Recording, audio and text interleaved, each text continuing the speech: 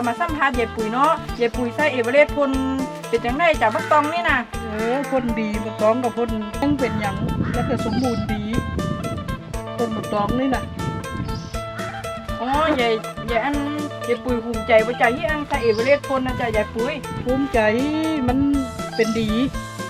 มันดีเป็นพ่นเอเวอเรสต์น่ะพ่นสุปียายน่ะ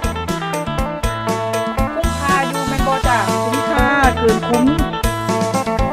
ปีหน้ายายปุ๋ยใส่บ่จ้ะใส่สุปีนี่โอ้จ้ะแล้วก็ใส่ปุ๋ยเม็ดแล้วก็เทื่อนึงแล้วก็พ่น2เทื่อจ้ะแล้วอันนั้นปีหน้ายายปุ๋ยใส่พ่นอีกบ่จ้ะเอเวอเรสต์นะจ้ะพ่นคือเก่าพ่นสุปีโอ้จ้ะมากมันก็งามดีเนาะสมบูรณ์ดีเนาะยายปุ๋ยเนาะจ้ะปัจจัยกับอันนี้เนาะยายปุ๋ยแนะนำพี่แนะนำน้องให้ออมเลยจ้ะว่าอันนั้นใส่เอเวอเรสต์มันเป็นจังไดพ่นตอบรับพี่เขาซื้อไปกับอันนั้นพ่นที่ได้มามันเป็นจังไดจ้ะมันได้ดีกว่าพ่นอย่างอื่นเอเวอเรสต์นะพ่นบอกว่าจะพ่นหมักตองค่ะพ่นหมักม่วงหมักพริกมะเขือก็ได้เบิดแล้วก็พ่นข้าวหน้าพ่นมะข้าวโพดพ่นมันได้เบิดเอเวอเรสต์นะจ้ะเนาะกระจันอันมื้อนี้ก็แค่นี้เนาะค่ะพี่น้องได้ยินก็ใส่ต่อกันไปจ้าบอกก็ต่อกันเพราะว่ามันใส่ดี